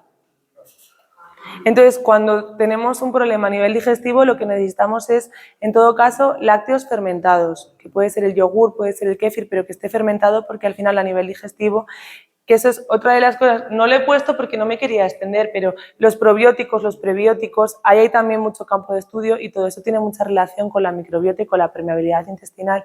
Y los probióticos, al final, quiero decir, un yogur es un probiótico que ayuda, claro, pero no es lo mismo que un Actimel. Por ejemplo, el Danacol sí que se ha visto, el Danacol lo sigue diciendo, que ayuda a reducir el colesterol, pero el problema de estas cosas es que tú vas al médico y te dicen, no quiero generalizar porque tampoco quiero meterme con nadie, pero tómate un Danacol todos los días. ¿Pero de qué me sirve comerme un chuletón? Quiero decir, igual hay que empezar por el principio. El Danacol ayuda, pero es que ayuda mucho más que todos los días te comas dos, 3 piezas de fruta y un plato de verdura. ¿No te funciona? ¿El qué de las dos cosas? Ah. No baja el colesterol. Igual es que no podemos hacer. También es verdad que hay que tener en cuenta que con el colesterol no todo vale. Me refiero que hay hipercolesterolemias que son familiares, que son genéticas y que hay gente que está más predispuesta a tener el colesterol alto y en esos casos hay que tomarse la medicación. Eso es, por eso que en esos casos hay que tomarse la medicación. En lo de los yogures, hablando de probióticos y prebióticos, ¿qué diferencia hay con los que te venden que son probióticos? Es decir, si con un yogur normal se supone que tienes la base de probióticos y prebióticos. Es otra cepa. Quiero decir, al final, y también te lo venden así, para... Sí, sí, es otra cepa quiero decir, al final el bichito es el que lo fermenta, pues es otra cepa que está registrada. En plan, cuando hay un probiótico tienen que, al final tienen un poco, no del todo, pero tienen un poco, a la hora de comercializarlo, el mismo tratamiento que un fármaco. Entonces está súper controlado. Por eso siempre te va a poner el nombre del bicho cuando te lo vendan como efecto positivo para la salud. Pero a diferencia del yogur normal, no te está aportando, digamos, te está aportando otra. Más que, no te sabría decir porque igual digo que sí y hay algo, ¿sabes? Por ejemplo, yo que tomo los yogures naturales, ¿no? Sí. Ahora he visto que venden los yogures naturales probióticos y digo, ¡guau! Me lanzo, ¿sabes? Porque encima que tomo natural, ahora probiótico. Entonces, fíjate en el nombre del bicho. Bueno, mándame luego una foto. No, que al final me refiero que la diferencia muchas veces es el microorganismo que lo fermenta.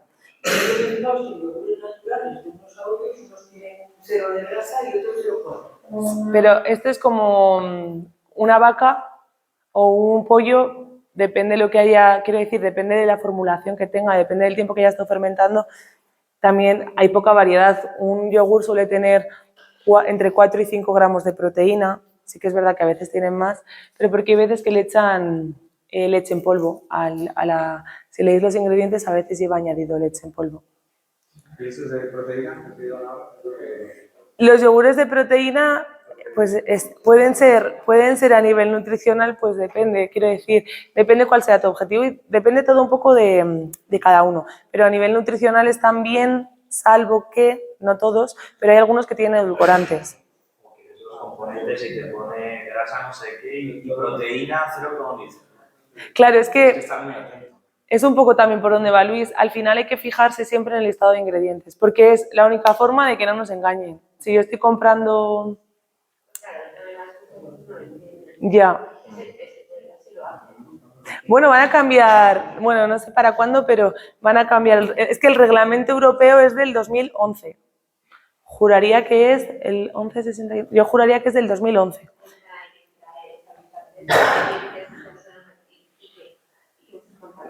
Lo más fácil muchas veces es comprar materias primas, porque así te aseguras de que no tienen nada. Cuanto menos ingredientes, mejor.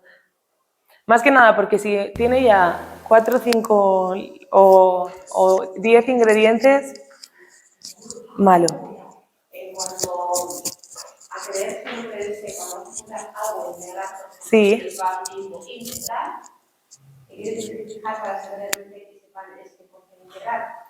Claro, es otra. Miras ahí, pero entiendo, baja y te pone 100% integral. O no, Tienes 100% integral. Tienes que fijarte en los ingredientes. Y cambió la ley y ahora está algo mejor. Cuando tú lees los ingredientes te pone, quiero decir, nos olvidamos siempre de lo que pone en el frontal porque al final lo que están haciendo es vendérnoslo. Entonces vamos a los ingredientes. Siempre van ordenados de mayor a menor. Entonces si yo estoy buscando un pan de harina integral, el primer ingrediente tendría que ser harina integral del cereal que sea. Pero antes lo hacían, ya no pueden. Ahora ya no pueden. Entonces, entre paréntesis te van a poner un porcentaje. ¿Cuál es el problema aquí? A veces, si tú haces un pan en tu casa, que echas un 90% de harina integral, agua, sal, aceite. Entonces, hay veces que ese porcentaje es bajo, es un 50%. Y sí, el 100% de la harina que lleva es integral, pero no significa que el 100% del producto sea integral. Entonces, hay que fijarse en ese porcentaje y intentar que sea más alto del 75, un 80, un 85, como el jamón cocido. Pero es eso, en plan de te tienes que fijar en el listado de ingredientes y que te ponga harina integral de trigo y el porcentaje. Porque si ya te está declarando que el 100% de la harina que lleva es integral, eso es real, pero ese pan está hecho con más ingredientes. Entonces, ese es un poco ahora es lo que están haciendo. Incluso cuando lo compréis a granel, en plan, en la panadería del barrio, lo que sea, se lo podéis preguntar porque lo tienen que tener. Que igual te dice, ¿qué dice esta? Pero te lo tiene que decir por ley porque lo tiene que tener. Entonces, igual en las charcuterías, igual en...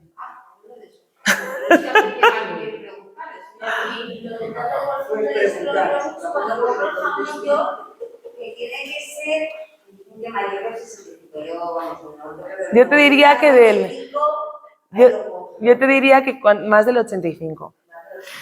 Y de hecho, se nota, que es mucho más caro. El otro día, la semana pasada subimos que están aquí nuestras redes sociales, subimos a redes una receta para hacer fiambre, hacerlo en casa. Y lo hice yo, de hecho, y de primeras dije, voy a tardar un montón, pero en realidad no tardé, en plan de por si la queréis ver, que al final es fácil de hacer. Y así, pues, no siempre, pero bueno, alguna vez, si alguien tiene envasador al vacío, pues genial, y si no, al congelador, que es lo que hice yo. Lo congelé y ya lo volví a sacar. El extra ya te está indicando que tiene más de un 85%. Más del 85%, por ley. No, por ley, si pone extra, tiene más del 85%. Pero no todos, porque cuando iba a mirar que te pone extra, y a lo mejor es un 70. No, por ley 85. Ya lo voy a revisar, pero es 85. Sí, pero porque al final eso, el extra, el reducido en sal, quiero decir, al final todas esas cosas están súper controladas. Un reducido en sal no es lo mismo que un bajo en sal. Un reducido en sal es que, igual me bailan los números, pero que tiene un 25% menos de sal que su producto homólogo. Un bajo en sal es aún más. Me refiero que al final todas esas cosas, eso está. Lo de la intestina. ¿Lo de la? ¿Perdón? Sí. ¿El suplemento de glutamina? Ayuda. La glutamina tiene evidencia de que la glutamina ayuda a mejorar la permeabilidad intestinal. Es un suplemento, pues igual un poco que la proteína. Sí, no, bueno, es que hay que valorarlo. Quiero decir, es que al final depende de muchas cosas. Quiero decir, si no tienes sintomatología digestiva. Sí, la cantidad de pastillas que a veces toman al cabo del día. En ese, mejor tomar los probióticos en ese sentido. Los yogures, que es un probiótico natural. Las leches fermentadas, el kéfir. Pero sí, para la permeabilidad intestinal tiene evidencia. Pero eso, que tampoco hay que tomarlo todo a la ligera. Pero sí que la tiene. Ya, total. Ya. No sé si tenéis más cosas. Y si no, de todas formas, si luego alguien necesita algo en concreto, bueno, pues nos podéis escribir. No he puesto el correo ahora que me di cuenta, pero bueno, que es Nutreburgos. @ también. Sí. Creo que tengo alguna tarjeta, Momento publi. Pues igual solo tengo... No tengo aquí más. En la asociación tenemos tarjetas. Sí, pero bueno, si alguien la Nos quiere... dejamos. Sí, o hacer una foto o así. Ah, sí, bueno, si alguien la quiere. Bueno, hacerle si no foto, es que no tengo aquí más.